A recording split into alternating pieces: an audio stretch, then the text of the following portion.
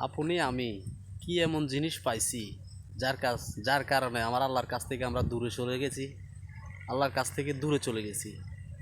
কি এমন মহান জিনিস পাইছি, কি এমন জিনিস পাইছি যে আমাদেরকে আল্লাহর কাছ থেকে দূরে সরাই নিতেছে? তো আমরা এমন কাজ করব যে তো আমার উপর আমার আল্লাহ যেন নারাজ না হয়।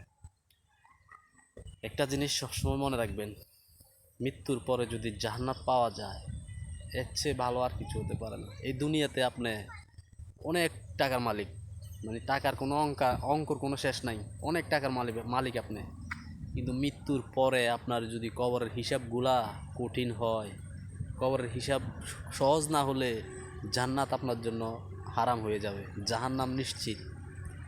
তো তাহলে আমি আপনি কি চিন্তা করি, কি কাজ করি যেটার কারণে আল্লাহর কাছ থেকে আমরা দূরে সরে যাইতেছি? আমরা এমন কাজ করব যেন আল্লাহ আমাদেরকে জান্নাতে ডেকে নেয়, আল্লাহর কাছে ডেকে নেয়, এমন কাজ করব। তো আল্লাহ আমাদেরকে এমন কাজ করার তৌফিক দান করুক। তো সবাই ভালো থাকবেন ইনশাল্লাহ। যাদের ভালো লাগবে ভিডিওটা ইনশাল্লাহ শেয়ার করে দিবেন, আর ভালো ভালো ভিডিও পাওয়ার জন্য ইনশাল্লাহ পাশে থাকবেন। আসসালামু আলাইকুম।